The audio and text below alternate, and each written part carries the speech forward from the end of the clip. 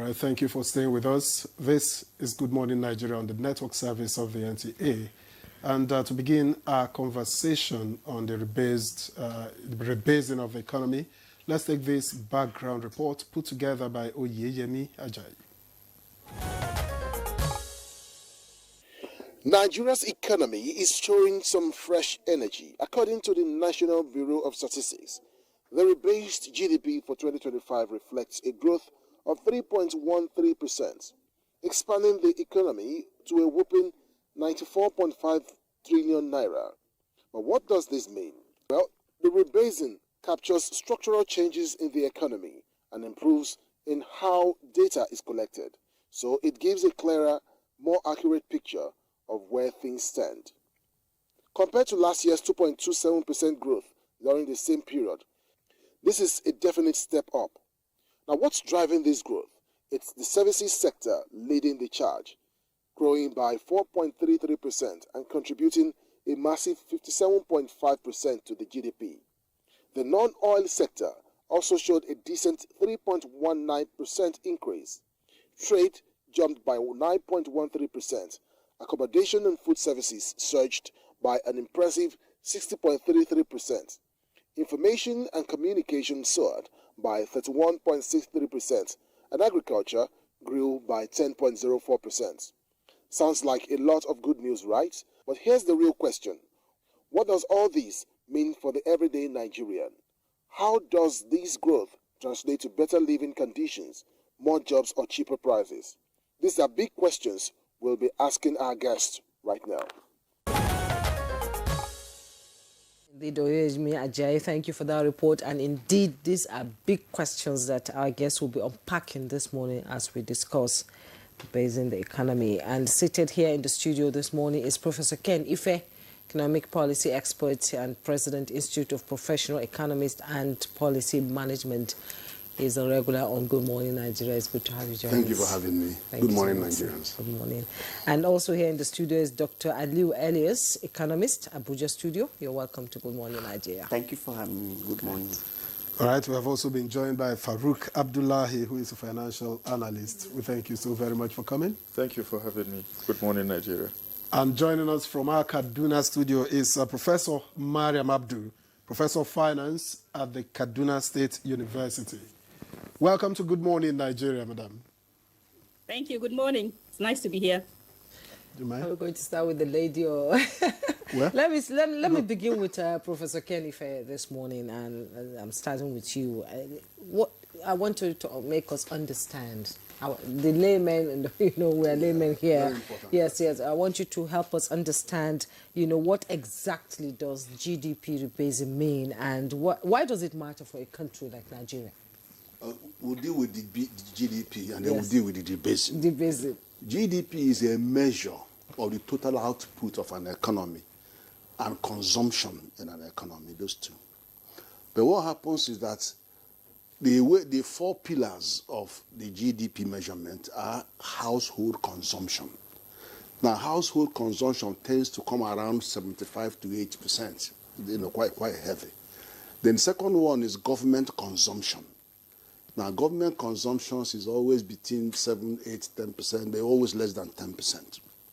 Then you have two other aspects. One is investment. The investment looks at the private sector who are investing to produce what their output is going to be.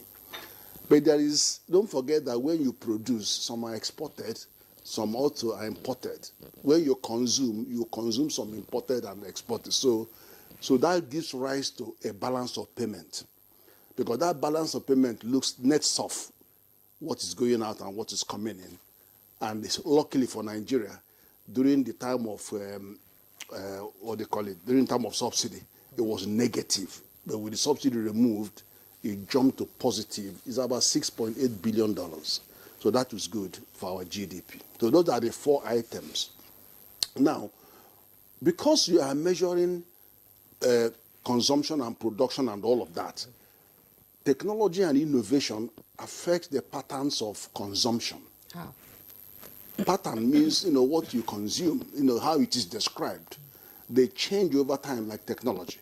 Now, you're no longer talking about ICT. You're talking about EdTech, FinTech, Envirotech, health tech. So there are things emerging.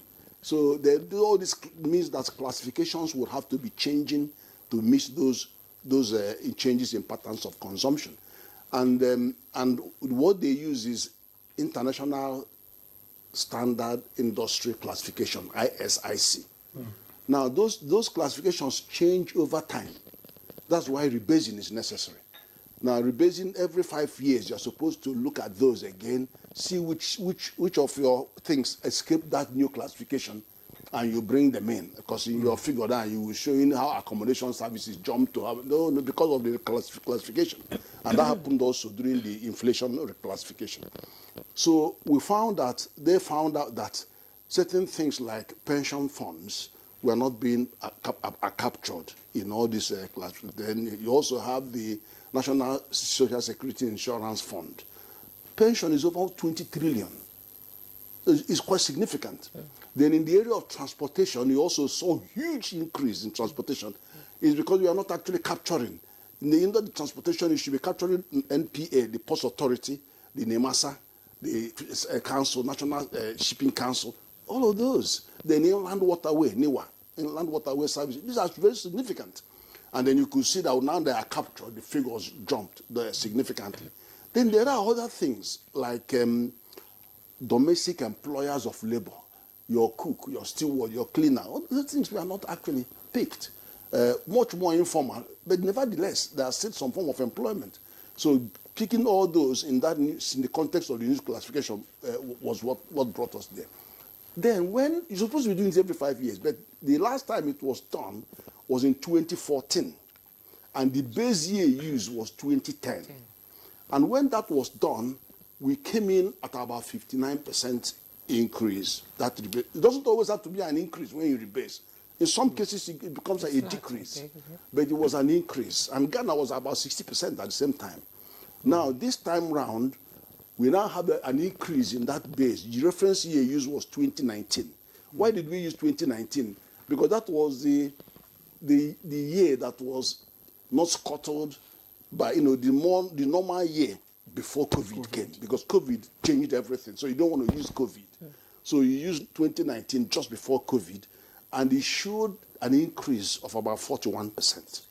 So you now take it from there. And then when you now started looking at the GDP figures after that rebasing at 2019, you saw a sharp drop of minus 6.9%. That was because of COVID recession. Then you came back on recession at 0.9. Then it now started increasing gradually. So 2%, 3%, up till 2024. So that is essentially what it is all about. All right. Thank you very much for laying that groundwork, Professor Kenife. Now let me get to Professor Mariam Abdu in Kaduna before we come back to our studio guests. Now Professor Abdu, I'm just wondering how this rebased GDP impacts Nigeria's fiscal planning. And we're talking about budgets, deficit projections, and even revenue assumption, for instance. Yes, you see there are some takeaways from this rebasing that just occurred. In terms of budgeting, we now know that the economy is doing very well. The Nigerian economy is growing. We find that there are some sectors that are doing well and some that are not going too well. The services sector has been doing remarkably well. The non-oil sector is equally growing. So it gives us really a very good picture when it comes to budgeting and financial analysis. Now, if you look at some macroeconomic indicators, overall the GDP, we have a debt ratio of GDP debt of 40%. I want to see a situation where our GDP debt ratio is actually lower so that we can have a faster economic growth in activities. Agricultural sector is doing very well.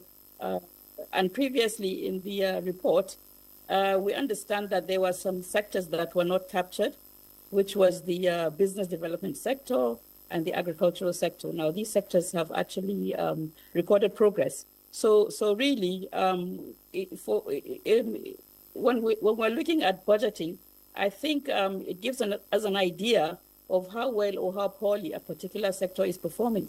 If you look at the manufacturing sector, the transport sector, education sector, they have not recorded good results compared to the real estate sector, administration services, and so on and so forth. Thank you. Much, Professor Mariam, there for your opening comment. Let's now return to the studio where Farouk Abdullahi, a financial analyst, is seated. Farouk Abdullahi, now that the GDP has jumped significantly, does this sort of reflect real economic growth, or is this simply a statistical adjustment here? I would say yes, it's a statistical adjustment. It depicts in numerical terms, the changes that we're having over time due to the recalibration of our GDP based on the base year of 2019. So basically, that doesn't necessarily mean that it is going to translate into, households, better livelihoods and all of that. There are two different things. It takes a lot of things to do that. There has to be, strategic policy adjustment, and realignment, to address, the current needs, of Nigerians. So as you can see, other macroeconomic indicators are not being touched upon by these changes that we're having, like inflation, our exchange rates, our per capita income is not being touched upon. Today, our capita income is around $1,000 per Nigerian compared to South Africa. They are doing about 5,700 or thereabout. So you can see that it is not, improving the livelihood of Nigerians. But by virtue of having a numerical data that would guide in policy formulation and implementation, I think it is good. We have a clearer and a more realistic, overview of how our economy is being structured based on, I think, the emerging, economic sectors that have been captured, in the GDP estimations. So by virtue of that, I would say that, yes, there is improvement in some of the macroeconomic indicators like the debt to GDP ratio, which is now below 40%, and 40% is usually the threshold for Nigeria. So this means that it would instill more investor confidence, and it would give, the government more appetite to borrow more funds for other infrastructural need and perhaps for financing the budget. So that is basically, a reflection of what the recalibration exercise is all about. So it's not a reflection of, it's not going to automatically translate into enhancing, the livelihood of Nigerians. If we look at the poverty index, you would see that, by this recalibration of the GDP, is not going to enhance it. Inflationary figures is not going to, reduce the cost of prices of goods and services. So these are things that are a reflection of the real economy, aside the statistical, estimation that was done, just to give a clarity, a depiction of the performance of our economy in terms of measuring the outputs of it. And one thing is to look at the overwhelming increase in the output, and another thing is also to complement it with the input. What is the income that is coming into the country? Is it complementing the output? So if there is no balance between these two things, then it simply tells us that there lies a problem in terms of, the likely fallback that we are going to have in the economy. Because as we stand now, I think, resources is not evenly distributed in Nigeria. If you look at, the allocation of resources, it's not balanced, no matter how much income we have. For instance, in these estimations, services have the highest chunk, of the figures that is being captured, in the recalibration of our GDP. And by that doing, that simply tells us that services naturally do not have a direct impact on our economy. these sectors do not directly, impact, on our, level of employment. It does not directly impact on our cost of goods and services. Rather, it cuts it down, because these services revolve around, technology, ICT, and other performing sectors. And if you look at also the oil and gas sector, that doesn't necessarily mean that it's going to improve the employment levels and whatnot. So these are metrics that are not having a direct impact on the livelihoods of Nigerians. So it takes strategic, policy, amendment, and development and implementation before we could gradually start seeing the needed impact or the needed change amongst Nigerians. All right. Thank you very much, Farouk Abdullahi. Let me take off from where you stopped and get to Ali Ilyas. I'm wondering again, what are the practical benefits of rebasing the GDP, for instance? We're talking about for sectors like ICT, trade, and agriculture. Right. So thank you so much. I think basically it has it's quite expository, both to the government, investors, and even household. So how does it actually work? If you look at it from the international perspective, that is foreign direct investment, it actually shows the standard, the good representation of Nigeria economy. This exposes them to where we are, and also business opportunity gap for them. Because if you look at the per capita income, that is looking at GDP divided by peoples in Nigeria, it's got, like you rightly said, it's like $1,000 dollars. If you look at that, you now know that there's an investment opportunity, because it's also ranked Nigeria at its actual status, right? That is if you are looking at Nigeria from investment perspective, you now say, okay, this is where Nigeria actually are based. And even in looking at that, sometimes we also see that most times it's not even good representation, because if you look at Nigerian population, right, and the purchasing power of Nigeria, you agree with me that it might not be reflecting our real capacity. Because if you look at the dollar value, right, by the time you deflate, that's when we have such. So it does not still mean that Nigeria does not have that capacity of purchasing power compared to other countries. And when you also look at it from government perspective, it also gives policy direction. Simply that the government will know that this sector is not doing well, so we need to do more. Or for instance, if you look at it from trade, right, you have to look at balance of trade and balance of payment. What do you do more in terms to attract much more investment? Also, if you also look at it from financial sector perspective, you discover that in financial sector, it does not really bring the employment. So what do we have to do? That means we have to look at agriculture the more. Agriculture will give much more employment, right?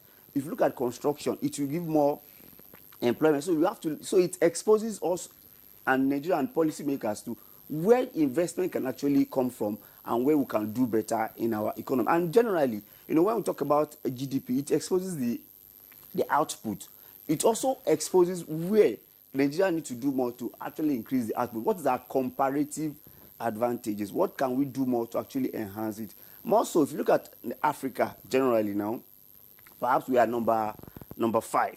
So that number 5 also have its own meaning, because we need to do more to actually increase our output, as it were. So it's overall exposition of our standard in terms of global level, in terms of GDP, as it were. Okay, thank you so much, Ali Ilyas there. Don't forget, you can send in your text messages as you join this conversation. We'd like to hear your opinions, and maybe you begin to understand. Keep it short. Keep it short and simple. Names. Yes, please. And okay, now, Professor Ken, let's talk policy. With a larger GDP, our debt to GDP ratio appears lower. So could this affect how Nigeria borrows or manages its public finances? It does. Although the actual fiscal law that sits on top of all of this is called Fiscal Responsibility Act 2007. It prescribes a deficit, budget deficit to GDP shouldn't be more than 3, if I move to 4%. We will be violating that when we consume this $21.5 billion that is coming in, 15 billion yen, and 2.19 billion euro. When all that one hit the ground, that rate will be completely violated. And in fact, even the normal guidance on debt to GDP ratio is actually 40%. The World Bank keeps saying that the economy of the type of Nigeria, you can actually risk 50% or so. But those will be breached when these new ones hit the ground. They will breach all those guidelines. Although, in 2007, when the law came in, they didn't put in, only one that they allowed was the fiscal deficit. And they say that in the next 6 months after the adoption of the law, the Minister of Finance should advise the President in consultation with the National Assembly on all other ratios. That is, federal government debt to GDP ratio, state government, local governments, they know all the ratios. And then even revenue to GDP ratio. All these ratios needed to be stipulated there, but they didn't. And even the domestication, I looked at so many laws, fiscal laws all over the world, 90% of them within 1 year forces all levels of government to enter into it. Nigeria said, leave it, let it become when only 25 states have till now domesticated. So it's just the way Nigeria behaves. But back to your question,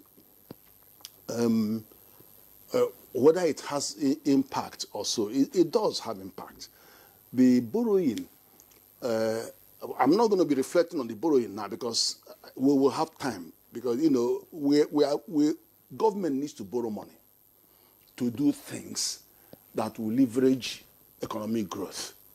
But the law there is very, very strict on what you can borrow money from. It says you can only borrow for capital expenditure and human resource development. And we know human resource development to be health, education, enterprise, and employment.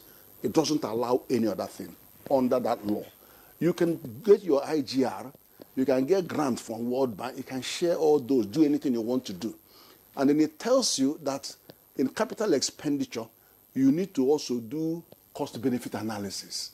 That means that the law was anticipating that when you are going to do infrastructure or in productive capacity investment, you must look at corridors, economic corridors, industrial corridors, residential corridors, commercial corridors, so that if the infrastructure touches them, whether it's power or road, the capacity to replace them, maintain them will be there and actually pay back. But those things are not coming through. Because if you don't do the cost-benefit analysis, then you're lacking the transparency to ensure that we can interrogate your borrowing. So, but it's a story for another day. It's a story for another day. Well, let me get back to Professor Mariam Abdul, who is in Kaduna, in our Kaduna studio. Now, can you explain to us, for instance, how this new data, helps or, complicates debt management and public sector borrowing for Nigeria? You see, before the rebasing, the reason for the rebasing really is because there were some certain sectors that were not included. And when we rebase, it gives us a holistic picture. It captures items that were not included. It gives us an updated figure. It gives us a true situation of our economic performance in terms of GDP. So rebasing really will help the monetary authorities, the fiscal authorities, in the direction of, so that they can have an idea of where we are and what is actually happening in the Nigerian economy. So truly, I am really satisfied and happy with the growth, despite the circumstances or the elements that was just discussed earlier regarding our poverty index and all that. But at least we're seeing that the manufacturing or the gross domestic product is actually increasing. It's a plus on our head. We're growing. We want the GDP to continue growing. I personally want to see less of borrowing because I don't want us to go into the poverty trap. The debt ratio of 40, getting to 40 is quite high. I think we should really look at external borrowing and concentrate more on internal productivity. I'm happy that the non-oil sector is doing so well. That means we're having a shift from relying on the oil sector to the non-oil sector. Agriculture has performed remarkably well. Services has performed remarkably well. So I think slowly we're on the right track.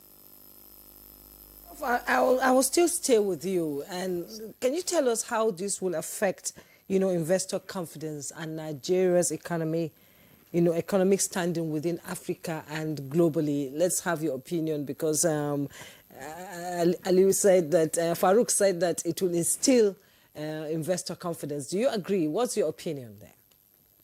Yes, I certainly agree. There will be, once we have a stable gross domestic output, investors will have the confidence of investing in Nigeria. But then we have to look at even the foreign exchange policy, our situation. The foreign exchange has not been very favorable to the Nigerian economy.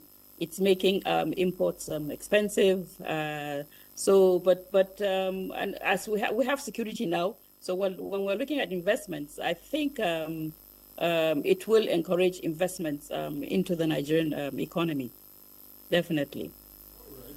So, Farouk, how might the new GDP figure now affect Nigeria's debt sustainability and ratios and investor risk perception?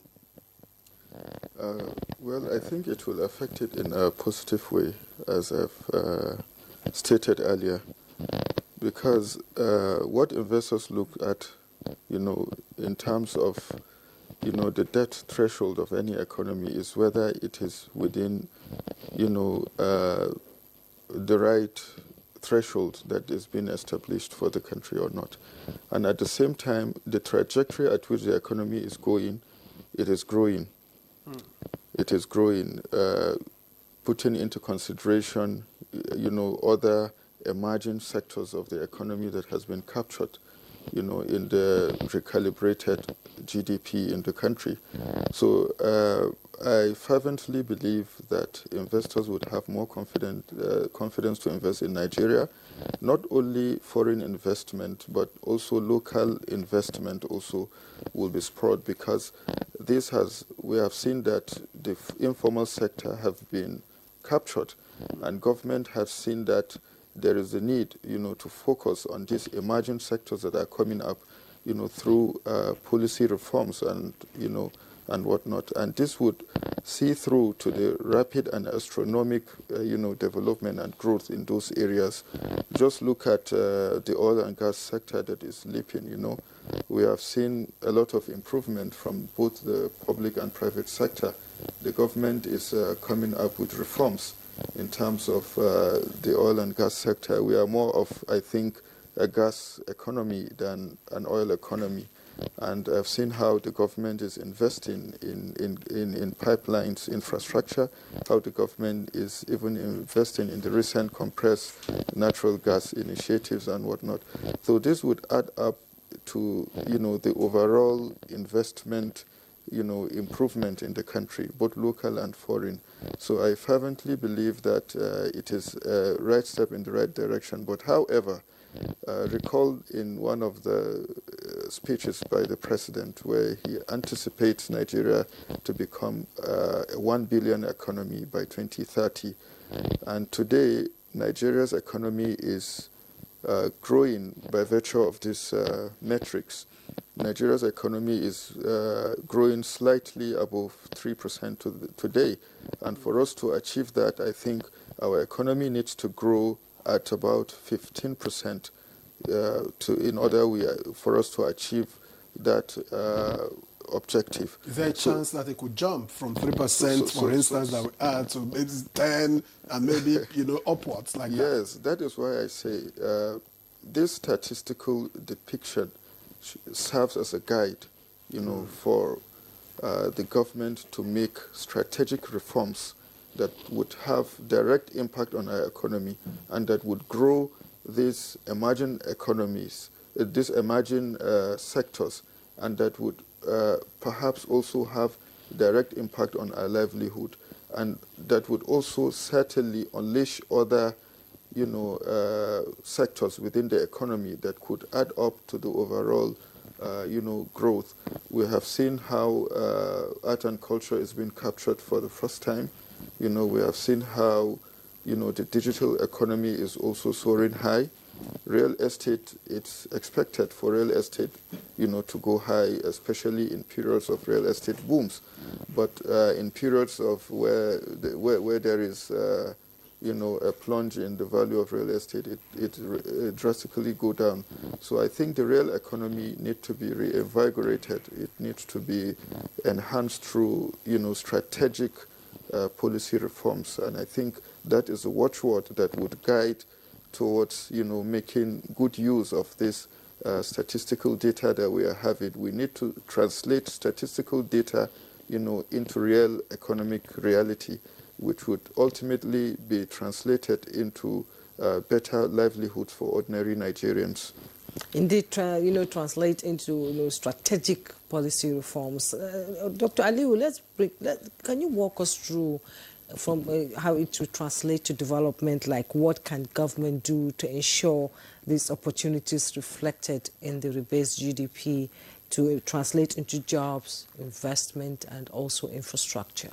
Right, and that is the beauty of such statistical data. It will let government know that there is a particular area we need to do more, and most especially now that informal sector have been captured, the government will now see that those areas need to be seriously looked into properly. As we know that most foreign direct investment are mostly portfolio in nature. They don't really translate to employment to Nigerians, because you can't compare that to other trade, crop production, real estate. This actually bring about much more. So what I think government needs to do more is to look at the policy itself now. So when we are bringing about policy and with the ongoing reform that is actually going on, I think it's a good optics for the economy, because if you look at it now, I'm foreseeing that by December, January, February, Nigeria economy will be much more boom compared to now,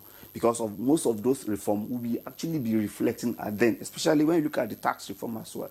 That would have empowered other sector as well, because during that period we say maybe health and other things will not be the tax on them would have reduced, and so there will be more purchasing power for Nigerian citizens. So there is likely going to be, so with this GDP report now, it will now help the policy direction. Even the private sector also, they are also looking at investment gap, so that, as a private sector, you have to look at it, okay, where is the money? Where can I actually focus to invest? So this also give them a direction that, okay, now that real estate is captured, crop production, trade, and even mining especially, if you look at quarrying, mining, we've not actually see them coming up in terms of consideration as a metric to actually look at our GDP. So now that they are coming up, it's an opportunity both for a policymaker, investors, even a business person. So these are the benefits during for Nigeria.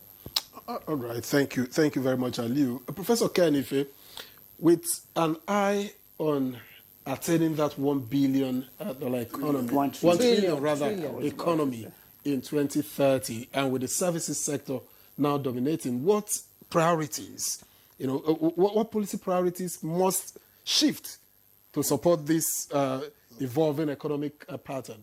I will come to that, but I want to disabuse people's minds about what GDP can do and what it cannot do. GDP is a number. It doesn't put food on your table. It doesn't pay your bills. It's just a number. And as an imaginary fairy tale. Let me explain. Who pays your bill is the debt service to revenue. Now, if your debt service to revenue is about 80% and all that, it doesn't matter what the GDP tells you, you have to pay that debt that month. And then you don't have enough revenue to pay the debt. What do? You jump to go and borrow more money.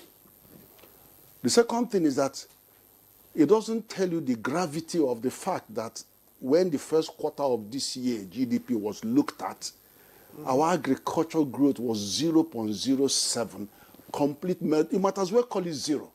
It was complete meltdown. Now, when you are saying how does it affect poor man in the street, that is how it affects poor man in the street, because you're not producing enough money, no need food to feed the people. Population growth rate is 2.8 to 3%. Urbanization, which is shift of young people to urban area, is 4.6%. And the food to give them is 0.07%. That is crisis. And that links to the widening poverty gap. That is the link. It tells you that. So I don't want to sound negative, but it is just a potential. The reality is somewhere else. Then coming to the $1 trillion economy. First of all, there are two things to look at, and they are, you mentioned deflator. The size of your economy, the actual size of your economy, forget the politics of exchange rate and all of that. The real size of the economy shows that Nigeria is the biggest economy in Africa. Our GDP purchasing power parity, that is what tells you the exact size of what you produce and what is consumed, is $1.28 trillion. It's a $1 trillion economy. But what happens is that when you come to semantics and how the world wants to look at this, they want to use a comparator to be sure that we're all on the same level in terms of when dollar comes into the picture. They will deflate that GDP, which is $376 trillion. They will divide it by 1,530 naira to $1. Then you are beginning to see $274 billion. In 2014, in December 2014, our GDP was $573 billion. We were only a small short to $600 billion 2020 vision 2020. But what happened? Shortly after that, oil price went down, the thing collapsed to 300. So what happens is the effect is that the thing is going up and down depending on the value of your currency. Yeah? Now, let me tell you something. It's $274 today, okay? The exchange rate is 1,530. Supposing you use the exchange rate of 500, which was what happened when this administration was sworn in, use it as a deflator, this figure becomes $720 billion. So all you need to hit your $1 trillion is just go about a 7-8% growth. But as it stands now, to use 274 billion to go to 1,000, you said 15%. It needs more than 15%. If you go and do the cumulative, because it's still going to be swinging up and down, you won't get there. It will be about 20%, which is unimaginable. In other but what words, I'm saying, it's not achievable? No, I'm not saying that. What I'm saying is that you cannot exclude the effect of currency on the movement of GDP in dollars. Ghana, just by capturing their gold and saying, enough of this, let's have our gold, let's accrete to the foreign reserve. Nigeria did that during Mohammed administration. We spent about 500 billion trying to buy some of the gold in Zamfara so that they can head to our foreign reserve. If you have a lot of gold and other sensitive metal in your reserve, you have more stability in your foreign exchange. And that's what Russia is doing. That's what all the BRICS countries walking away from dollar. That's what they're doing. The price of gold, look at the price of gold today. It is somewhere you can't reach. But the thing, that is something that government has to look at. You're asking me some of the things that government needs. We get less than $3 billion a year from gold in Zamfara and KB and all that stuff. And it's not just that. You get a boulder of rock. There's a lot of lithium there. There's a lot of gold. There's a lot of platinum. But you don't even know what is what. You can't tax. You don't know what is your taxing. So let's do this. We're already about to pass a law that says don't move any mineral resources or solid of gold or food, anything, unless you have minimum of 30% value addition. Because then you are capturing the value. At least you start capturing 3 times more value from your export. And then make sure that those sensitive metals go and join our reserves. Ghana just did that, and Ghana CDs has increased in value by 50%. Within a few months of this man being in there. So there are things that can be done. And then the revelation on food is absolute disaster. Honestly, so I'm telling you this is disaster. So how can Nigeria sort of avoid the pitfalls? Well, the pitfall, well, see, the policy, all that thing, it gives you the whole idea of where your potentials lie in the economy. But you now have to sit back to say, well, why are we not attracting investment into this economy, into these areas? Then, and make them know that there's a difference between foreign portfolio investment, which call it hot money. They just come because somebody borrows money at 4% abroad somewhere or 3%, and they see that Nigeria is selling treasury bills at 20% and on some bills. They can see arbitrage. But they can only come if you can assure them that you will keep the exchange rate steady for them to jump in, take their money out and sell it. The moment you start allowing that, they will vanish, their money will go. So when Trump started messing up, they all started running away, fearing that this thing will collapse. But when it didn't collapse, they are still back again. And they've gone up for more than 8%. But the one that is critical to the question you're asking is foreign direct investment and domestic investment. They don't talk about domestic investment because nobody has captured $20 billion Dangote put in the refinery. They don't regard that. They think, the one that come from abroad, that is more than 10%, all that shenanigans. That's what they call foreign direct investment. But it's not coming, and it's not going to come back soon because they are watching the market condition of your economy. They are looking at the structural factors. They are looking at insecurity. They are looking at the high cost of energy. They are looking at that. That's why what Dangote is trying to do is so important, to rule out 4,000 trucks and bring down those middlemen that are making sure that the poor man can't breathe, can't get fuel, so all those stuff. So that is where policy needs to go to, so that you can have traction. All right, Professor Kenife, thank you very much. Let me, from one prof to another prof, let me get to Professor Mariam Abdu in Kaduna. After all of this, it's a lot of grammar usually when you talk economics, and it's a lot of grammar. And I'm wondering, for the ordinary people, let's take, for instance, women and the rural population in this economy. To what extent is this rebasing a reality for them? Well, you see, if you look at rural women or women per se, they have the problem of access to finance. There's a finance deficit in that area because we're looking at development of women, and if we're going to address poverty, we have to look at issues of women. Now, those in the rural areas, the government needs to encourage more of activities for women, really. Let's start financing their business activities.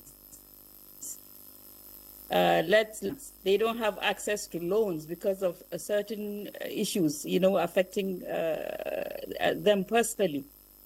They don't have collateral to access loans to pursue the entrepreneurs. Really, it is growing. It's a very key part in economic development, in poverty eradication, So we want to see more programs tailored towards encouraging women entrepreneurship and financing activities in rural areas. Talking about women entrepreneurship, Farouk, do you think that sort of the rebasing creates a more accurate picture of Nigeria's productivity and business potential for now? Yes, I absolutely believe so, because it has captured, a whole lot of new areas that hasn't been looked at before.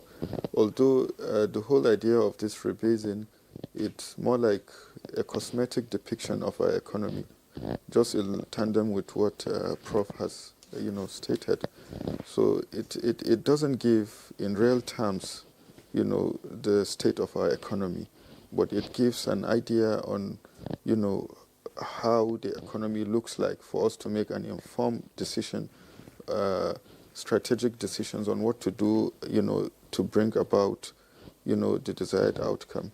So frankly speaking, I still would reiterate that at the heart of this development lies the need, for strategic reforms in a way that it would touch upon the lives and livelihoods of Nigerians. It is very important, we look at that. Prof has touched upon some areas of the economy that can, be looked at, reforms can be made. In addition, also, we have to look at the power sector. What is the power sector like? Look at all the developing, or rather the developed economies. What is their power sector like? What is the power consumption attributed to each Nigerian today? I think it's around 180 kilowatts today, compared with other countries that does in thousands, even within our African, contemporary countries. So it is important we look at those areas and see how we could, potentially make impact in those regards. Also, areas also that touches upon the real economy is important. Areas that gives jobs, employment, areas that people get incomes into their households is really important. The government needs to look at that and see how it can be impactful. And also, the uneven distribution of resources is also important. Earlier, I mentioned that the income per head in Nigeria is around $1,000, but this $1,000 does not cut across the entire population in Nigeria. How many people are getting access to that $1,000 in real terms? That's why I say it's just a statistical, depiction. If you look at it, a major chunk of the income goes, to the minority part of the population, while the overwhelming number are living, in abject poverty, in serious hardships, and all of that. So it takes for strategic reforms by the government to see that such kind of, economic benefit or impact cut across, ordinary Nigerians. If we anticipate, for instance, the CNG initiative to work very well across the entire country, this will ameliorate the cost of transportation. This will bring about succor to Nigerians. Even goods and services. We have seen Dangote now that have taken the front stage in bringing in 4,000 CNG trucks, and I believe he's going to bring more. So by so doing, he said he's going to distribute fuel across the country at zero transportation cost.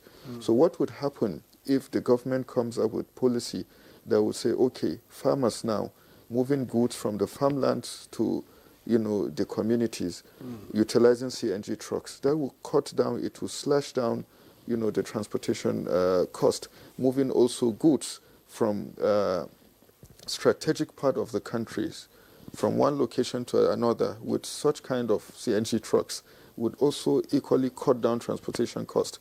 We have seen the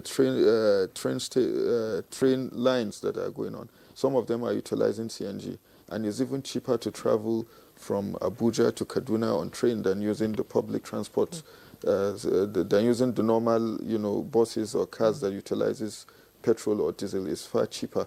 So if this can be extended to other part of the countries, these are policies that would, have direct impact on Nigerians, build more real infrastructures that would address transportation issue, enhance and improve and unbundle, the power sector in a way that there will be power independence. People also, and I've seen strategic moves, by the government, but they need to do more in trying to promote this renewable energy of a thing where power can be generated in a more, efficient way, and that would have more impact and at less cost for ordinary Nigerians. So there are a lot of things that, if you sum them up, would have a meaningful impact on the ordinary Nigerian. That is why I'm happy with the recent recalibration of the GDP.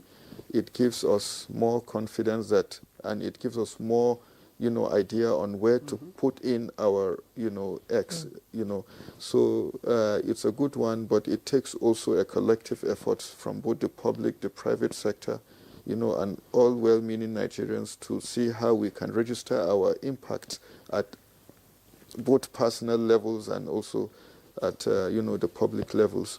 So it's really important we do that. Thank you, Farouk. And Aliu, with the services sector, of course, dominating at 57.5%, how do we ensure that other sectors like manufacturing, agriculture, don't end up getting sidelined?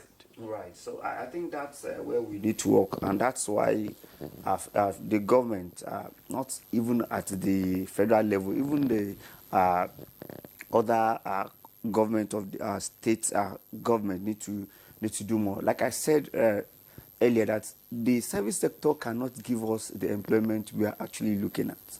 It cannot give us the production, the output we are actually looking at, because we need to look at the manufacturing sector, the MSME, empowering them. And in line with what Farouk actually said, a major problem in Nigeria is supply chain problem. I want to say supply chain problem. Movement of items from one place to the other. I could buy onion at 5,000 naira in Kebbi.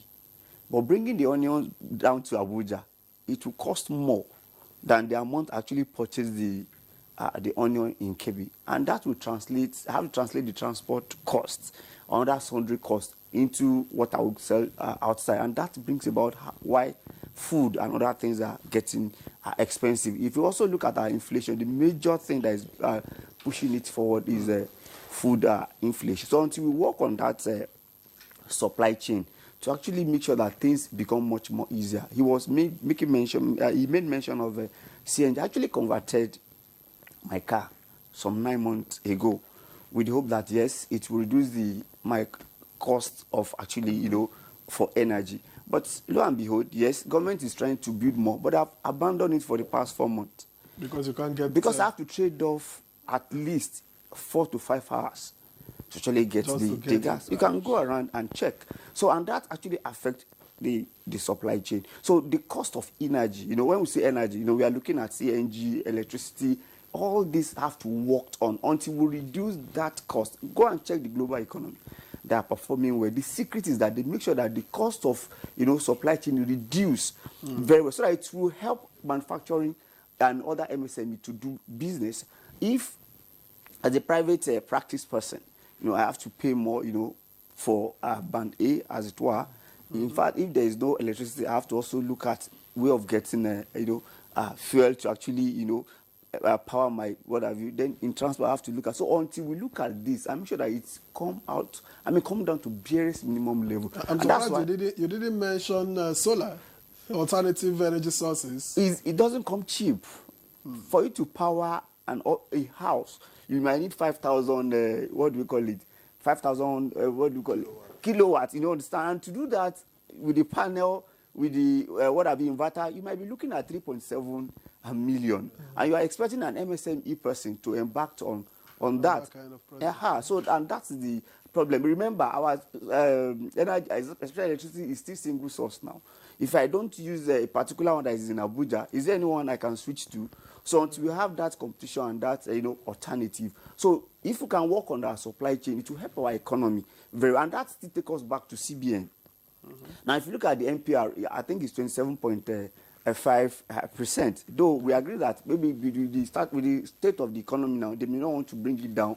They want to tarry a bit to see how things will turn out. But that's also what is affecting. As a businessman, I don't want to go to bank to borrow and pay 30%, interest. So I will be looking, how will I make profit? So let me rather go and keep that money back and also collect interest. Because a business person is expected to be a rational person who will consider his profit and what have you. And that's why it also trickled down to employment. According to the methodology used by NBS, they said we have 4% unemployment rate. I think the method is maybe 1 hour per week compared to 20 hours that we used before. But you know that as a manufacturing company, if I do not have more money, to invest in a manufacturing, endeavor, I would not employ more. And that would have affected, and in the long run, it also affects the GDP itself. So that's why all this needs to be, it's holistic. Government needs to, work on all this so that we can actually, business can actually flow. Even the foreign direct investment, we also consider security, the inflation, the GDP, every other, metrics to come to the economy. So for me, I think we should do more, especially on that supply chain. That's why China is where they are. China have about 2 free trade zones in Nigeria. What are they trying to do? They're trying to make business much more easier for their people. So when you're doing business as a Chinese citizen, they make sure that everything that will make you to do all that cost, they make sure that it's come easy, and that's what we need to do more. And coming to Dangote, who actually embarked on getting a 4,000, I think it's a very you can see the supply chain strategy. No, don't let me create all this problem for myself. Let me make it easier for the buyer to actually buy from me. But you also can look at other multimodal mode of transportation to actually achieve that. It should not be only truck, because our road also is suffering. It's suffering, indeed. We need to look at infrastructural development. Yeah? Well, we'll take a break. When we return, the conversation continues. Don't go away. All right, thank you for staying with us on Good Morning Nigeria, where we've been discussing the implications and what it means for the economy, the rebasing of the economy, of the GDP recently. But we've got some messages coming in, and we'll take this first one from Edward here in Abuja, who asks, is a weakened Naira a good thing? I ask because the Naira is one of the weakest currencies in Africa. So what are the implications of this? Okay?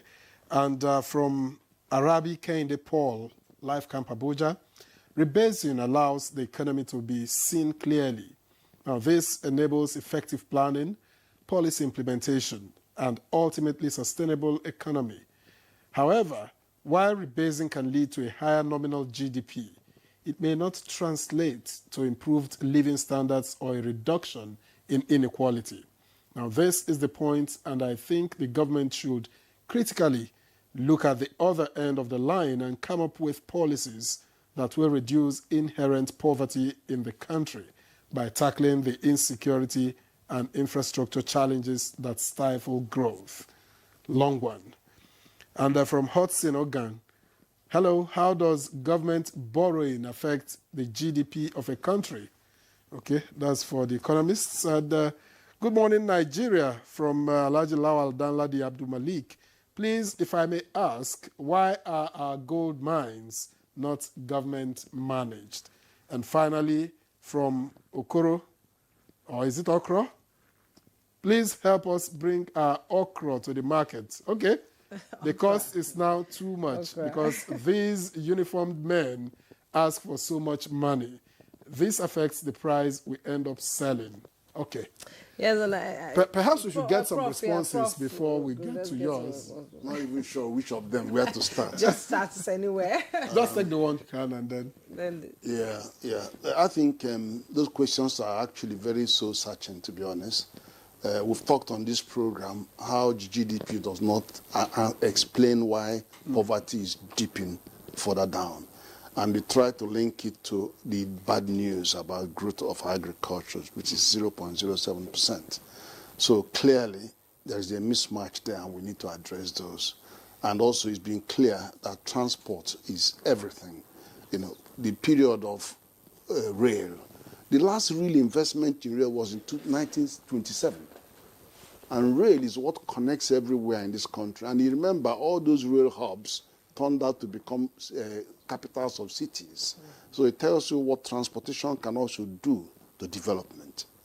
And in terms of, I wanted to, what was the last one now? The last one was very, very important. What was talking about the weak Naira. Yeah. The thing about Naira is the valuation of why did Naira have to lose value? It has to lose value because Naira is, exchange rate is price. Inflation is price. Monetary policy rate is price. And in any price mechanism, demand and supply comes into play. So it is, and you're talking about a free market economy. This is what we have. For you to be free, competition has to be there, and then there has to be resolution of price, demand and supply to give you the price. So the Naira had to float to try to find this level, but not float 100% because nobody does that. So it has to be managed float. So you allow it to float as much as possible to bring in as much dollar as you can from all potential sources and then try and cut down as much waste from import as possible to give it a fair shot. And CBN has done a great job there. But in real fact, if you are devaluing, there always has to be a reason for devaluing apart from trying to resolve the demand and supply. That reason is that when countries are overproducing, and they want to hit the market, they reduce their exchange rate so that they can flood external market. But we have not used this advantage. For 2 years, we've had a low Naira value, and we're not exporting. This is the golden opportunity for us to sell anything and everything. One example, I'm from ECOWAS Commission. We go around, I go to all the Francophone countries. 10 years ago, 9 years ago, 1 Naira buys 3 francs CFA. Today, 1 Naira can only buy me 0.7. So what does it mean, in fact? When I now go to Benin, Republic of Benin, I went last week, and Cotonou 3 weeks ago, I can't stay. I was scared of going in the hotel because they are charging me 3 times what I would have been paying. So just explain, please. So 1,000. Okay, my hotel room in Nigeria, how much would that be? Let's say an average of 60,000. But that 60,000 is like 20,000 franc. But when I go, I see franc, their hotel at 100,000, 200. It's 3 times more expensive. You're asking me to pay 300,000 naira per room. For a night? For a night. So it's scary. It's because our money has collapsed. Then Apple. How much do you buy Apple? 1,000 naira each. But then I have a bunch of 5 apples, which could have been 5,000 naira or 2,000. And they're asking me for 7,000 in their CFA, which is 7 times 3, 21,000. So you can imagine me buying 5 apples, 21,000. So that is the impact of the devaluation. But Nigeria would have been smiling if only we have ramped up non-oil exports and start throwing anything. Because anything that you send out, you're actually getting 3 times its value because you are exporting it. In the other way, if you go over there, you pay 3 times the value because you are comparing their money against the weak currency. So it's all about willpower, actually. And then was asking, I don't know who could respond to why the gold mines are not in the hands of government. I have plenty ones here now. Let me quickly go to Thomas Babatunde. He said debt to GDP ratio improved since the GDP grew. The ratio of national debt to GDP fell, making Nigeria look more financially stable. Better policy planning, policymakers could now base decisions on more accurate data, which improved budget planning and development strategies. Mewan said, good morning, Nigeria. Distinguished guests, from the data, it's clear that the service sector outperforms the real sector. However, the basic economic logic required the service sector to serve the real sector, but the reverse is the case in Nigeria. Is the acclaimed growth in GDP not inflationary? Olawale Ayola from University of Ibadan. And Alade from Lagos said, here's the big thing. Our economy has potential, yes, but it's facing real challenges too. Inflation is high, especially food prices. The naira keeps losing value. Unemployment is affecting young people a lot.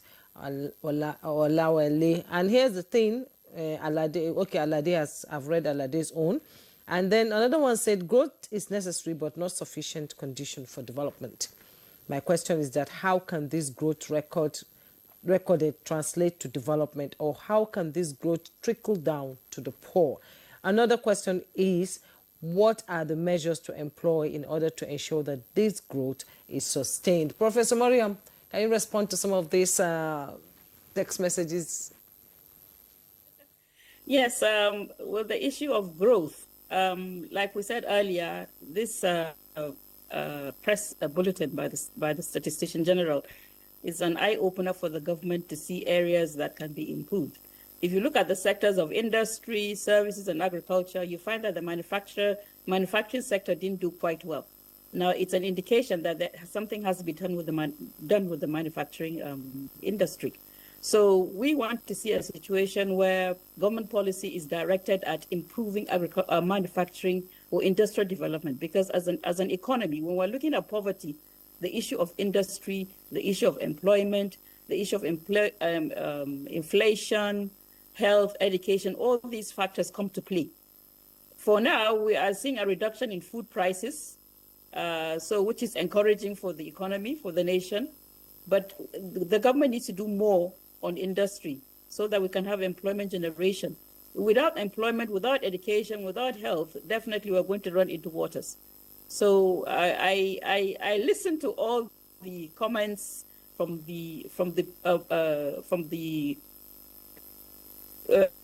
came in, and actually what they're saying is actually the true picture of what is happening in Nigeria.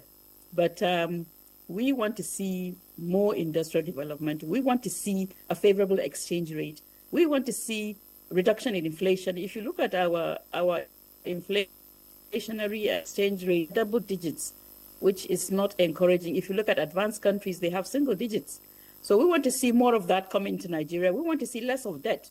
Personally, that's my view. I don't want to see a situation where we keep on borrowing, because servicing those loans is a problem for Nigeria. And with the current exchange rate that we're facing, it becomes almost impossible. So I think the government should keenly look into these issues and see how we can actually, improve on the current situation. But so far, so good. Just like you said, the GDP are just figures, but at least the figures are positive. So that would actually give us even a positive situation in how we can address some of these problems. Thank you very much. We still had some comments. Someone was asking, for instance, Farouk, why our gold mines are not in the hands of government. Why is government not operating our gold mines? Another was talking about how they get extorted before the okra gets to the market and why okra becomes expensive. Perhaps you want to respond? Right. On the issue of Go ahead. On the issue of okra and the police, that's part of supply chain problem that I mentioned earlier. Because security, we have a lot of bureaucratic bottleneck. Just like when you go to port authority, you see port head, which we call environmental health officer. You see SON, you see NAVDAC, you see police, you see custom. But this can be a one-stop shop.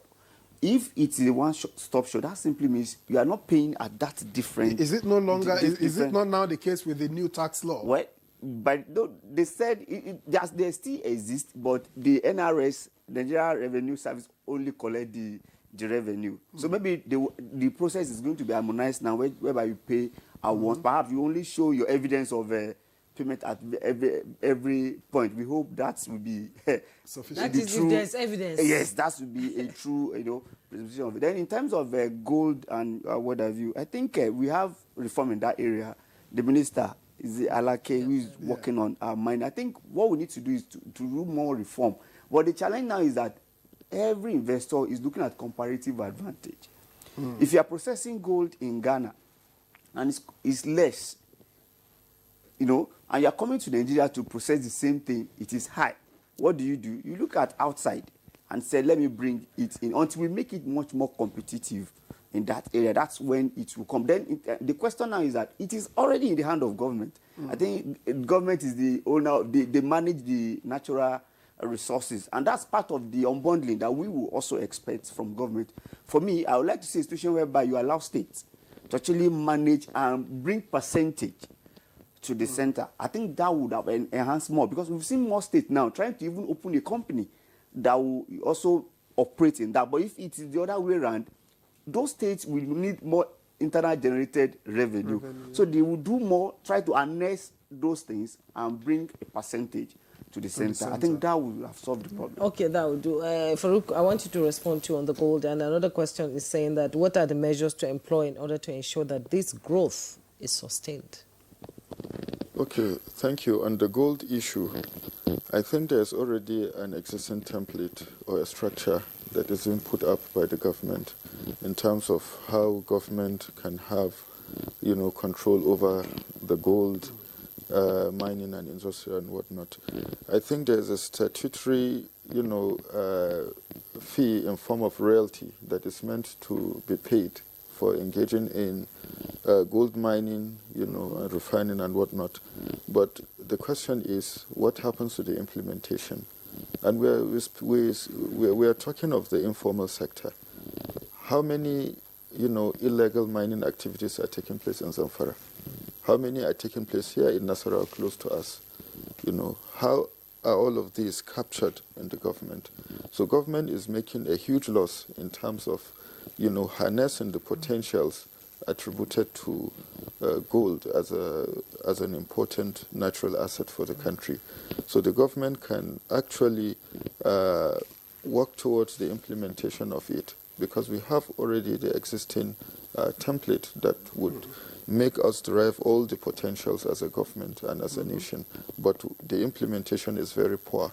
And the issue of insecurity also, has taken also over the mining industry, where miners are more concerned about their safety and whatnot.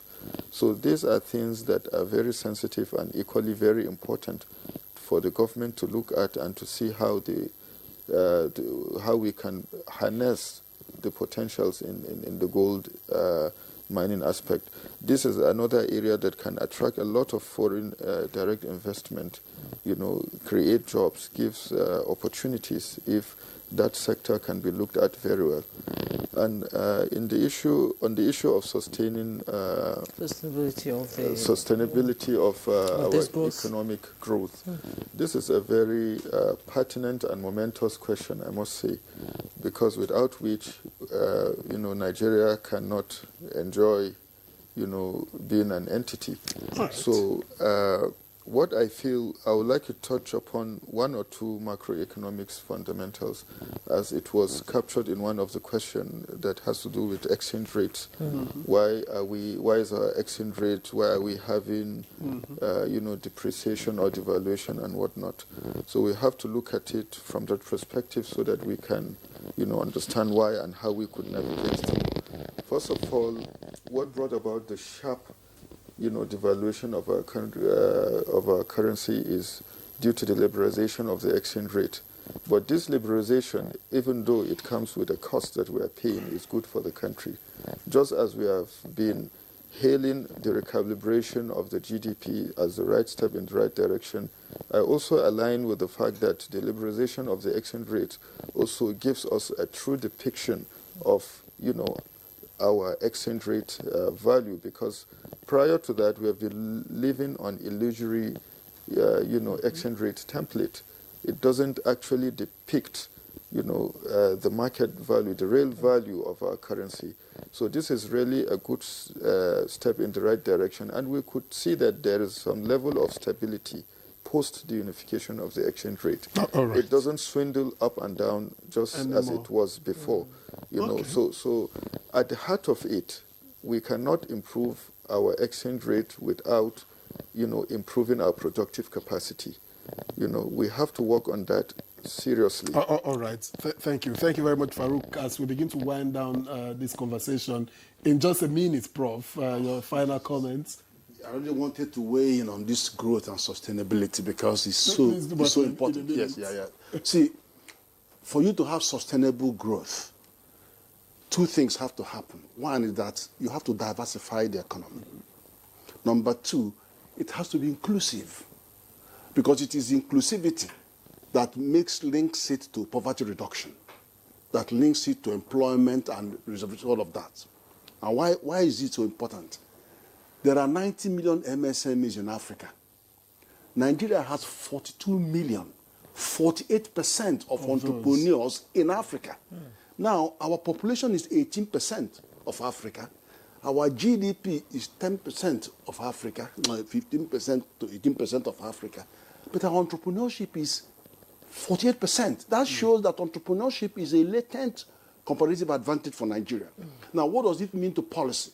If you really want to create employment, just say, what incentive can I give to 42 million businesses to employ one person each? That means automatically the next day you create 42 million jobs. All right. That's their policy decision. And then all you need is to say, look, we're spending money on training for jobs, doing that.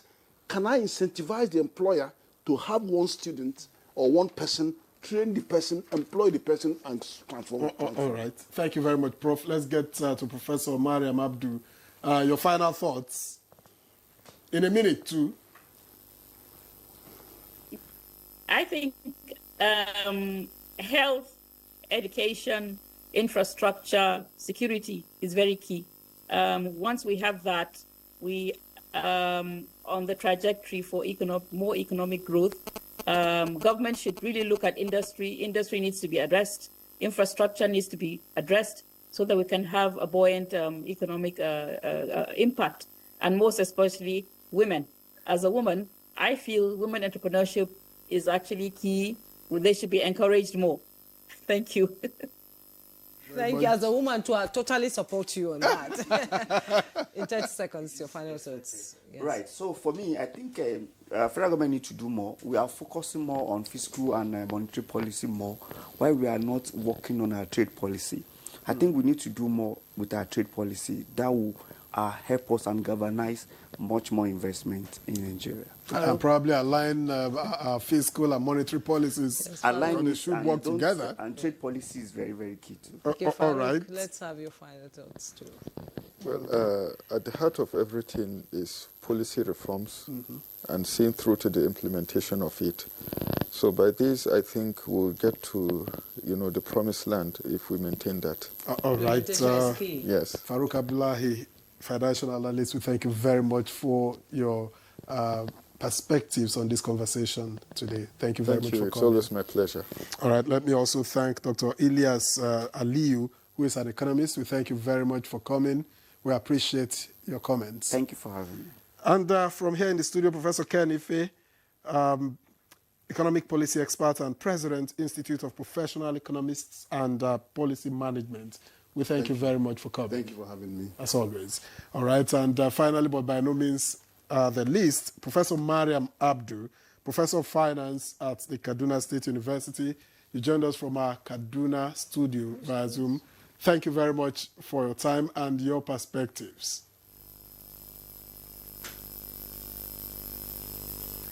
And that's Good Morning Nigeria for today. Tomorrow, another interesting topic will be up for discussion. I am Juma Yusuf. Have a great day. And I'm Victor as well. See you again tomorrow. Bye-bye.